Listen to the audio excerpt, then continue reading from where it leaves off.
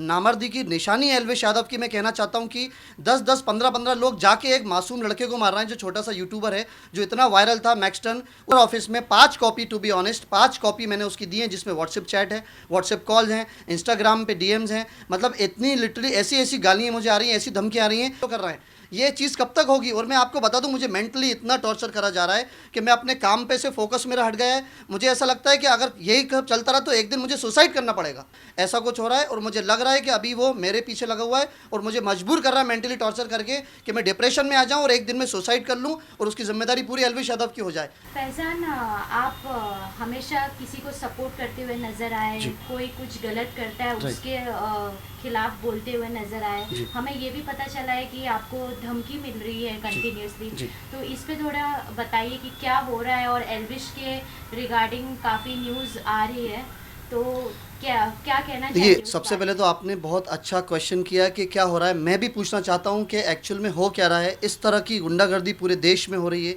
इस तरह की गुंडागर्दी का कोई रिजल्ट नहीं आ रहा है, लोगों को धमकियां आ रही हैं। एल्विश यादव जैसा इंसान जो पता नहीं यूट्यूबर है या गुंडा है, समझ में नहीं आता है। मैक्सटन जैसे सीधे साधे भोले भाले इंसान को उसने, आपने देखा किस तरह मारा सबके सामने घुस के। और इस तरह का नामर्दी की निशानी है एल्विश यादव की। मैं कहना चाहता हूँ कि 10-10, 15-15 लोग जाके एक मासूम लड़के को मार रहे हैं जो छोटा सा यूट्यूबर है, जो इतना वायरल था। मैक्सटन उसकी इंसल्ट कर रहे हैं, उसे कुत्ते की तरह मार रहे हैं, उसके फादर आंसुओं से रो रहे हैं। और हो क्या रहा है मुझे समझ में नहीं आ रहा। उससे पहले जयपुर में किसी इवेंट में एल्विश गया था, तो जयपुर में एक इंसान को रेस्टोरेंट के अंदर उसने सबके सामने 10-10, 20-20 लोगों के साथ जाके मारा। उसके अगेंस्ट कोई एक्शन नहीं हो रहा है। फिर मुझे बैक टू बैक धमकियाँ आ रही हैं, ईमेल्स में धमकी आ रही हैं। कल मैंने कमिश्नर ऑफिस में 5 copy, to be honest 5 copy मैंने उसकी दी हैं, जिसमें व्हाट्सएप चैट है, व्हाट्सएप कॉल हैं, इंस्टाग्राम पे डीएम्स हैं। मतलब इतनी लिटरली ऐसी ऐसी गालियाँ मुझे आ रही हैं, ऐसी धमकी आ रही हैं। मैं परेशान आ गया हूँ ज़िंदगी से, इस चीज़ों से। इसलिए मैंने कमिश्नर ऑफिस में भी कल कंप्लेन करी है। आप ये देखिए, कमिश्नर ऑफिस के पूरे डिटेल्स इसमें मौजूद हैं, आप देख सकते हैं।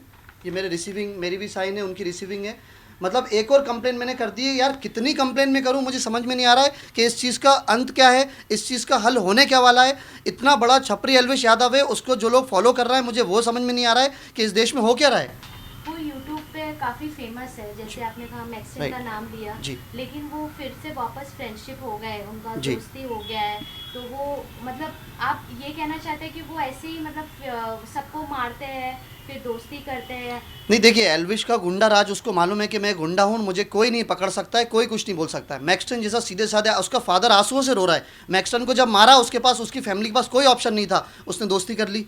अगर कोई बराबरी का इंसान होता तो मुझे ये समझ में नहीं आता कि एल्विश यादव को क्या इस इंडिया के लोग इतने जाहिल गंवार हो गए हैं, इसलिए कि एल्विश यादव का क्रेज़ बढ़ रहा है। मैं ये पूछना चाहता हूँ, मैं पूछना चाहता हूँ इस देश से, कितने डॉक्टर्स एल्विश यादव को फॉलो कर रहे हैं, कितने पायलट एल्विश यादव को फॉलो कर रहे हैं, कितने एमबीए स्टूडेंट एल्विश यादव को फॉलो कर रहे हैं। मैं ये जानना चाहता हूँ, आप मुझे बताइए कौन उसके फॉलोअर्स हैं और कौन उसको फॉलो कर रहे हैं।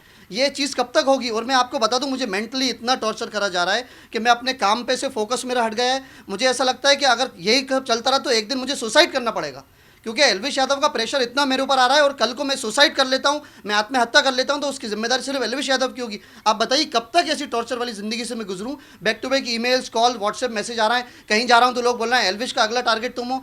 मैं एक बात और बताना चाहता हूँ, एल्विश यादव की सबसे बड़ा खुलासा करता हूँ, बिग बॉस एल्विश यादव कैसे जीता है। बिग बॉस ओटीटी में एक से बढ़कर एक छपरी, एक से बढ़कर एक नल्ले कंटेस्टेंट को लिया था। और एक कहावत आपने सुनी होगी, अंधों में काला राजा होता है।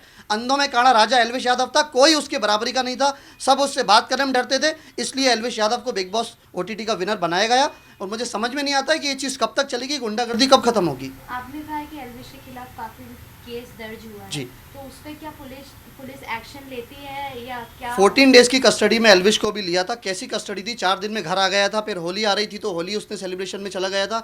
समझ में नहीं आ रहा है कि उस पर कैसी, अभी देखिए फिर से एक केस उस पर रजिस्टर्ड हो गया है जो मैंने कर दिया है। अभी इस पर क्या कानून कार्रवाई करेगा डिपेंड करता है। कल कमिश्नर ऑफिस में मैं रात में 12 बजे तक था, वहाँ मैंने सब उनको डिटेल बताई कि सर ऐसा कुछ हो रहा है। और मुझे लग रहा है कि अभी वो मेरे पीछे लगा हुआ है और मुझे मजबूर कर रहा है मेंटली टॉर्चर करके कि मैं डिप्रेशन में आ जाऊँ और एक दिन में सुसाइड कर लूँ और उसकी जिम्मेदारी पूरी एल्विश यादव की हो जाए। अभी मेरे समझ में नहीं आ रहा कि मैं इस चीज़ से कैसे दूर जाऊँ या ये चीज़ कैसे ख़त्म होगी। तो कहीं ना कहीं पुलिस भी सपोर्ट करी है एल्विश को? आप ये कहना चाहते हैं कि 14 दिन के लिए वो अंदर थे, फिर वापस उनको बाहर कर दिया? देखिए, पुलिस सपोर्ट नहीं कर रही, पुलिस तो अपना काम कर रही है, लेकिन ऐसे क्या सोर्सेज हैं एल्विश यादव के पास जिसकी वजह से वो बाहर आ जाता है, और ऐसी क्या चीज़ें हैं जिसकी वजह से लोग उसे फॉलो कर रहे हैं? बॉम्बे कब छुप के आता है, छुप के जाता है? स्नेक वेनम केस में उसका इतनी बार नाम आ चुका है, लोगों को दिख नहीं रहा है कि एक क्रिमिनल बैकग्राउंड का इंसान है और उसको आगे बढ़ाते जा रहे हैं, और कौन लोग उसको फॉलो कर रहा है? मैं कहना चाहता हूँ इंडिया के लोगों से, आपको कुछ नहीं पता उसमें प्रॉब्लम नहीं है दोस्तों, आप समझना नहीं चाहते उसमें प्रॉब्लम है। मुझे कुछ नहीं पता प्रॉब्लम नहीं है, लेकिन मैं सीखना ही नहीं चाहता हूँ उसमें प्रॉब्लम है। अगर आप पढ़े लिखे नहीं हैं सो प्लीज़ पढ़े लिखे लोगों के एडवाइस लीजिए, अगर आप समझदार नहीं हैं तो समझदार लोगों के एडवाइस लीजिए, उन लोगों को फॉलो करिए जिन्होंने देश के लिए कुछ करा है। सचिन तेंदुलकर भी इस देश मुंबई के रहने वाले हैं, उनको फॉलो करिए। सानिया मिर्ज़ा भी इंडिया की रहने वाली है, उनको फॉलो करिए।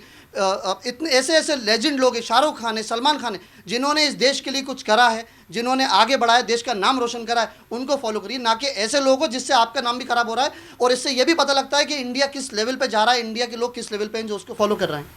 तो आप अभी क्या कहना चाहते हैं, मतलब क्या आप स्टेप लेना चाहते हैं? जिस हिसाब से आपको मेल्स आ रहे हैं, धमकी आ रहे हैं, तो अभी आप मैंने कल मैंने कमिश्नर ऑफिस में सब कुछ बता दिया है कि मेरे साथ ये सब हो रहा है, और अगर ये कंटिन्यू होता रहा तो मुझे लग रहा है एक दिन मुझे सुसाइड करना पड़ेगा। अगर ये सब होता रहा तो जब तक उसके अगेंस्ट स्ट्रांगली एक्शन नहीं लिया जाएगा, उसको अरेस्ट करके जेल नहीं भेजा जाएगा, और या उससे रिटर्न में मुझे नहीं मिलेगा कि आप फैज़ान को हम कभी भी कुछ नहीं करेंगे या कोई खतरा नहीं है, क्योंकि वो जहाँ भी जाता है लोगों पर हमला कर रहा है और उसका कुछ नहीं होता है। ना जयपुर में उसके अगेंस्ट केस फाइल हुआ, ना आप देखिए मैक्सटन को मारा था तो भी पता नहीं कैसा केस था, मैक्सटन ने खुद ही उससे माफ़ी मांग ली, मैक्सटन को इतना डरा दिया था, मैक्सटन की पूरी इज्जत ख़राब करके, और समझ में नहीं आ रहा क्या हो रहा है। तो मैं इसलिए सबके से ये बस रिक्वेस्ट है पूरी देश की जनता से कि प्लीज़ मेरा सपोर्ट करिए। मैं अभी बहुत प्रॉब्लम के दौर से, बहुत मुश्किल के दौर से गुजर रहा हूँ, आप सबके सपोर्ट की मुझे बहुत ज़्यादा ज़रूरत है अभी।